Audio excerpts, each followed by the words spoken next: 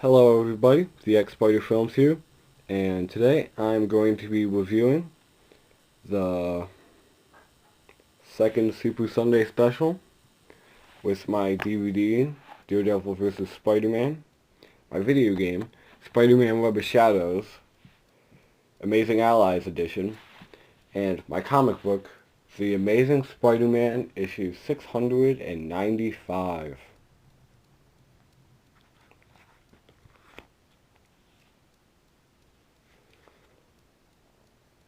And as you can tell, this Super Sunday series is going to be going on every Sunday for as long as I remember to make them.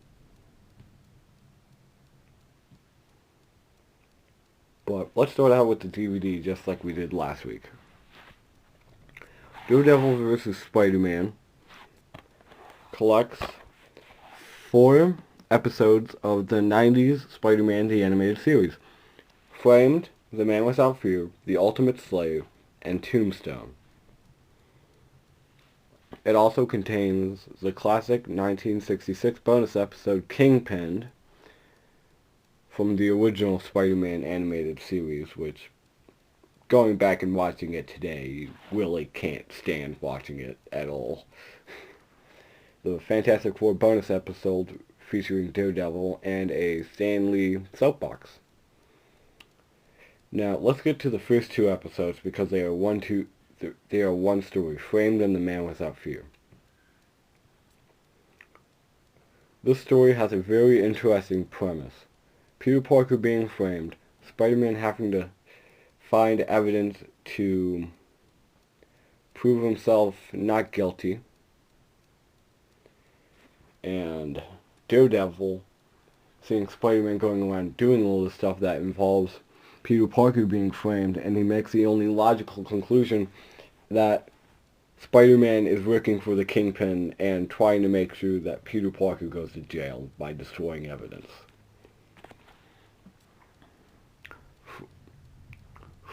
Frame does not waste time giving us backstory. It literally drops us straight into the episode, seeing Peter Parker in court for treason. And then chaos breaks loose as Spider-Man arrives on the scene to break Peter Parker out.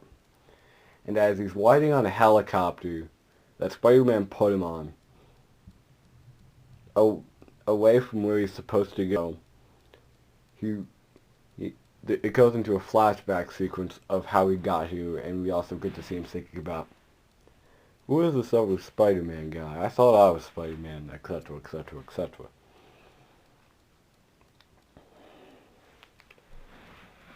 And of course, he escapes with the help of, Peter Parker escapes with the help of Daredevil. Peter Parker hides out at Matt Murdock's apartment. Peter Parker slips off as Spider-Man, tries to find evidence, and then Daredevil confronts him because he thinks Spider-Man is trying to make sure that Peter Parker goes to jail. And of course, a bunch of crap happens, and the cliffhanger at the end, I'm sure, left all Spider-Man fans of the 90s excitedly waiting for the next Saturday morning.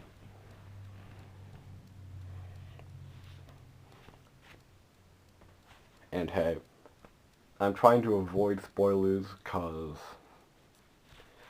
if you really want to know what's happening, it's not that hard to do. It's not next to impossible like you think hunting down a DVD from the early 2000s is. It's as easy as going onto your Netflix Institute and looking up the episodes. And if you don't have Netflix, you're screwed.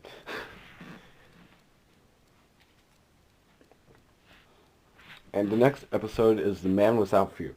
This begins with where the last episode left off, where Spider-Man and Daredevil trying to escape the building.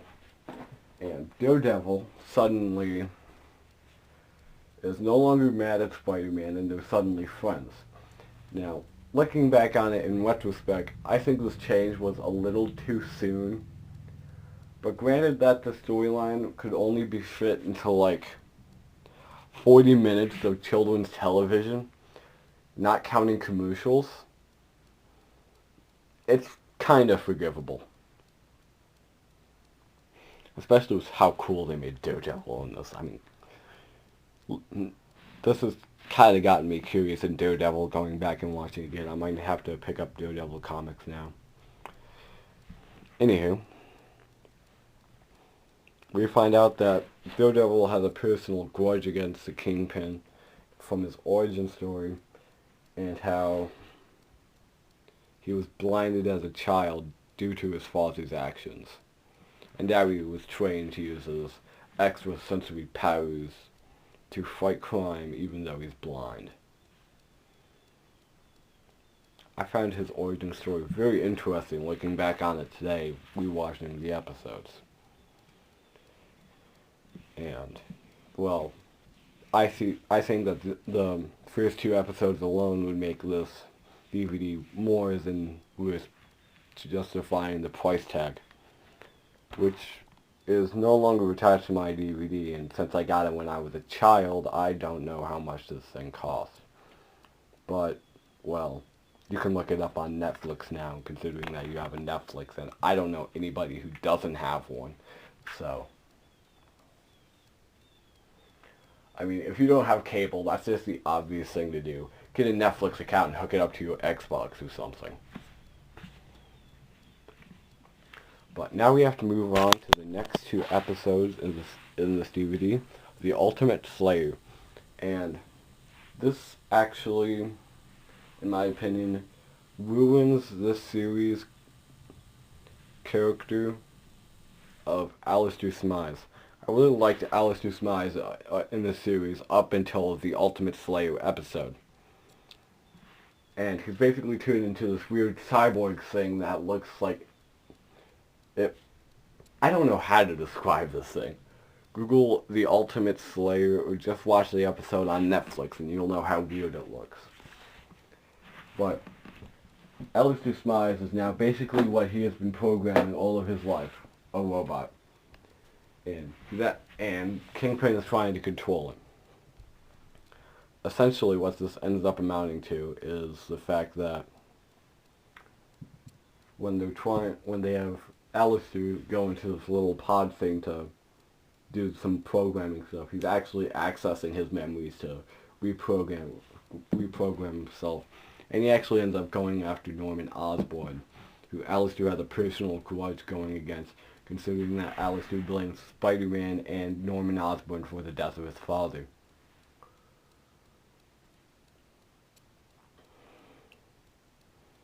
A lot of crap went down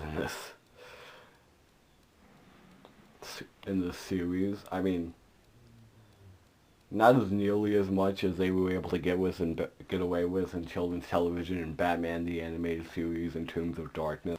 But some pretty dark crap goes down in the series, I'll be honest with you.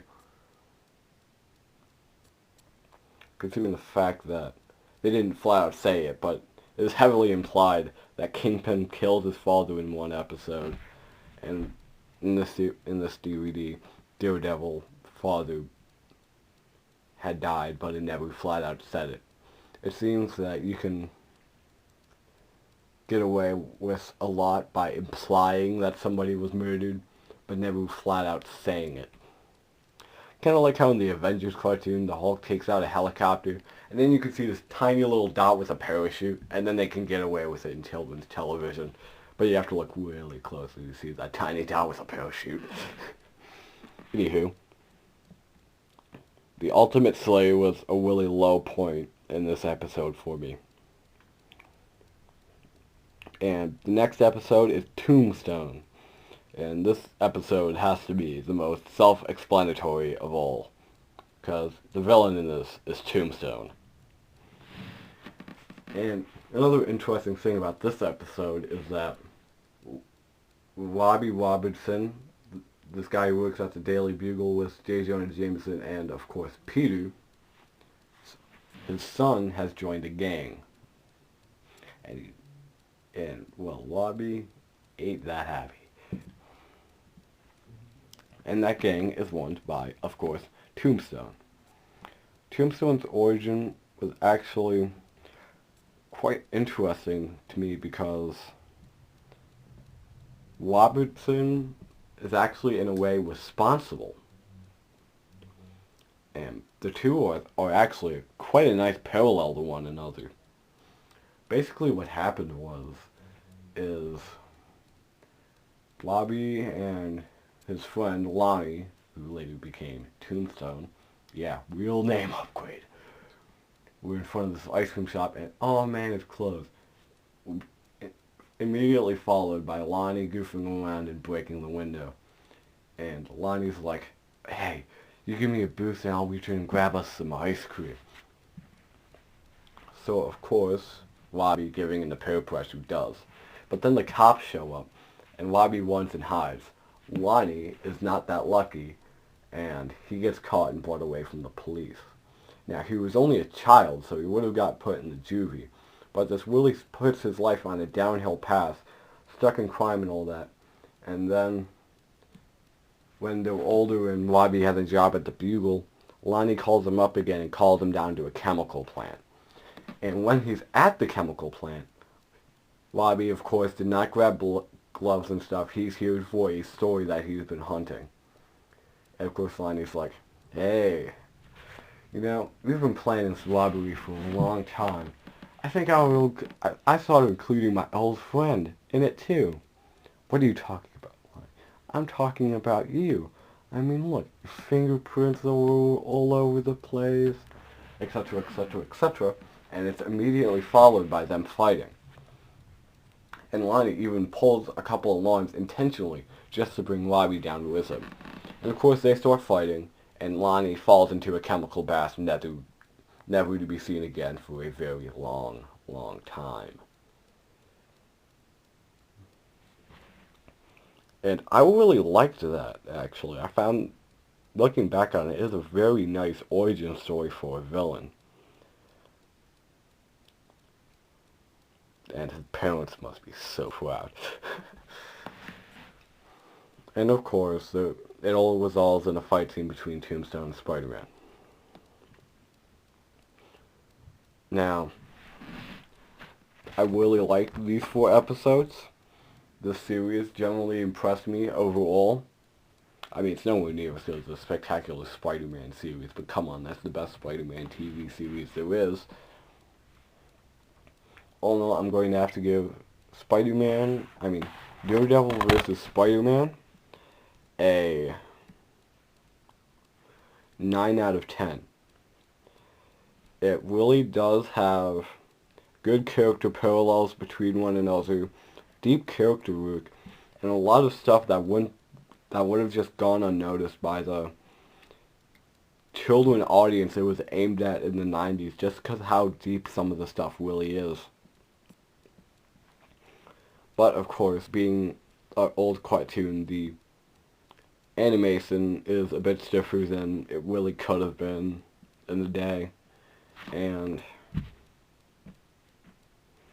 a little bit, but not much of the acting falls flat on its face.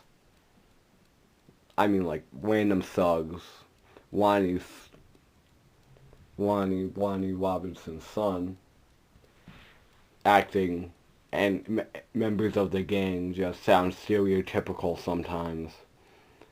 And Alistair Smythe just comes out in this monotone voice, which I get because now he's a robot, but considering the fact that he still has emotions, and we even see him shedding a tear, monotone voice for what they were trying to go with him in that episode just doesn't work. Well, since I have that out of the way, looks like we're going for today's comic book. The Amazing Spider-Man issue 695. This is the first part of Danger Zone, where it deals with the 2 hobgoblins, a goblin cult, and something screwing with Spider-Man's spider sense, and of course the Kingpin. This starts up with an action scene with the Hobgoblin doing some stuff against Norman Osborn's Goblin Gang. And Spider-Man shows up. So, of course, the Hobgoblin has a certain device to screw with Spider-Man's spider sense, but it doesn't actually work in the way that which he expects. Instead of turning off his spider sense, it blows it into overdrive. And Hobgoblin knows this, and he flies away with the scientist who Peter works with. And he's like, wait a second, I know that's Tiberius Stone from Horizons Labs. What's he doing with Hobgoblin? And of course we see Rodriguez Kingsley, the original Hobgoblin in this, because he wants to take the Hobgoblin name back from this faker, I guess. And this is followed by a page of Madden Web, and I don't know what's going on with this Madden Web because I haven't been knowing with reading the new comics all that much. So I don't know who the heck this person is. So I kind of skimmed over this page. And this is followed by Peter at Horizons Labs, and he wants to know what's been going on with Tiberius doing the Hobgoblin. But he doesn't want to flat out start making accusations because he's a man of science, and after all, he doesn't want to make accusations without having the proper facts. But, little tidbit, if he's going on this heroism crusade and not letting anybody die, why is he letting Tiberius Stone going off with the Hobgoblin when he isn't sure that Tiberius is directly involved with the Hobgoblin and the Hobgoblin is not going to cause him any harm? Just my opinion. And of course, there's a little story going up of Peter Parker being a technology supplier to Spider-Man.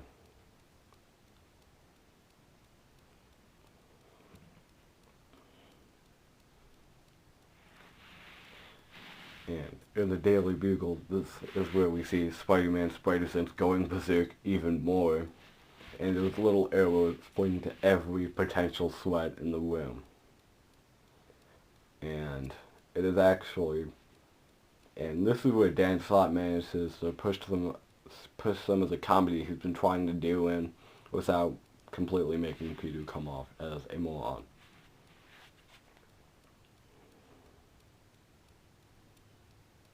And of course, this warning is coming out of nowhere for Peter Parker to be careful.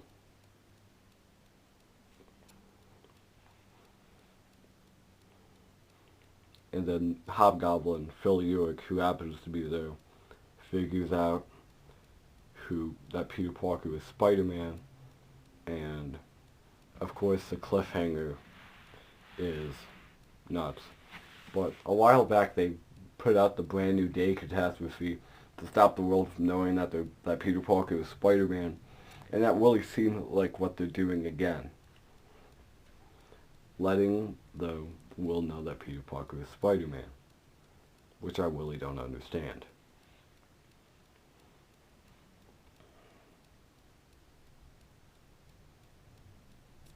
Well, all in all, I really enjoyed this issue. The artwork's nice, the dialogue is nice. They're really doing, Dan Slott's doing way better with Peter's character now, and I really want to pick up the next issue when it comes out. All in all, I'm going to give this issue a 8 out of 10.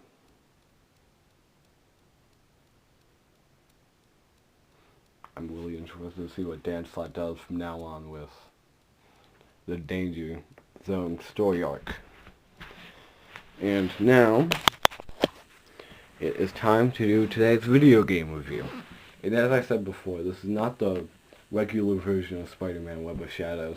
This is in fact the PlayStation 2 and handheld version, PSP, Spider-Man Web of Shadows Amazing Ally Edition. And I was talking to my friend at school about Spider-Man Web of Shadows and how I had it on the Nintendo Wii with the open world. And they said that theirs was on the PlayStation 2 and it was a side-scroller and it really was not fun at all. Now that I own Spider-Man Web of Shadows through the PlayStation 2, And of course the Xbox 360 with the open world. Now that my Nintendo Wii is broken and I had to replace a lot of my games on other systems, except of course for the Wii exclusives, which I now can no longer play, and it kind of sucks. Let's take a look at Spider-Man Web of Shadows for the PlayStation 2. This is a side-scrolling Spider-Man beat-em-up, basically, with many black suit and red suit choices, way more than the main console counterparts, and two suits that you can openly switch between, as per standard with the Web of Shadows games. And I have to say, most of the time I played this game, I had way more fun than I had on the main console version. Now, the main console version is excellent. I've played through it 6 times.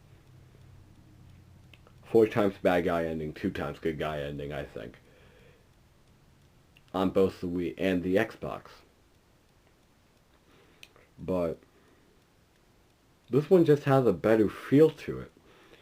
I mean, it may not have the fancy deep combat system and as deep of a storyline, but what this game really brings home to me is the fun factor that some games are losing sight of these days. Why do you think Minecraft is so popular? That game is based around the fun factor. But I'll get to Minecraft another time. This game really delivers on the humor. The art style of the game looks like it was ripped right off of comic book pages, just like Spider-Man Shattered Dimensions and Ultimate Spider-Man do.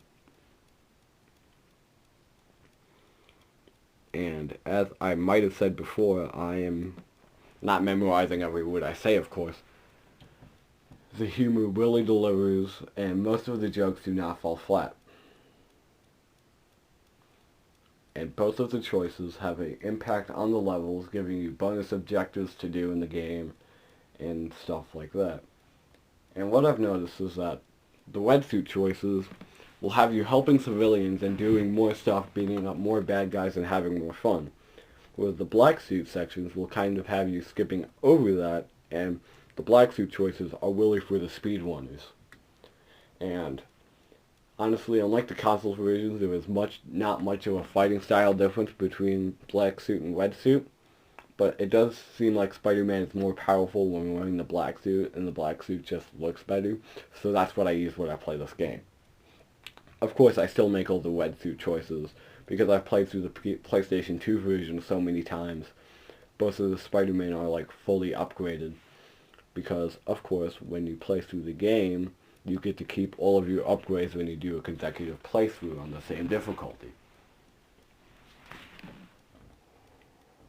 Let's see. In the game, you get your 2 standard attack buttons, punch and kick, and web swing and web zip jump, and of course your special moves. A lot of special moves will call in a other Marvel character, and they will help you out. There are some Marvel characters that you will only get one of, like Professor X and Sandman. I have never seen Professor X and Sandman again after you start out with them. And some can only be unlocked through certain events in the storyline, like helping Luke Cage, making a good guy choice in this one choice you get involving Luke Cage, and he will help you. Help Black Cat, she will help you, etc., etc., etc. And of course there are other special moves, like have spikes come out of Black Suit Spider-Man that do more damage, and absorbing people's health through your webbing makes a very well-rounded thing to build up your Spider-Man how you want it to, even though you can't have as deep of an experience as you could on the Xbox. But this is a side-scrolling level-based game, beat 'em up, so it's not going to have the scope of Spider-Man Web of Shadows.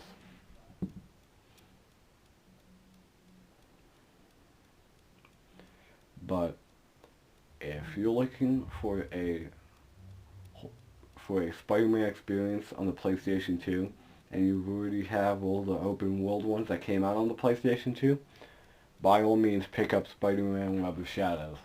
It's the best Spider-Man beat 'em up that you're going to find nowadays, because the only competition it has is the extremely repetitive Spider-Man Friend or Foe.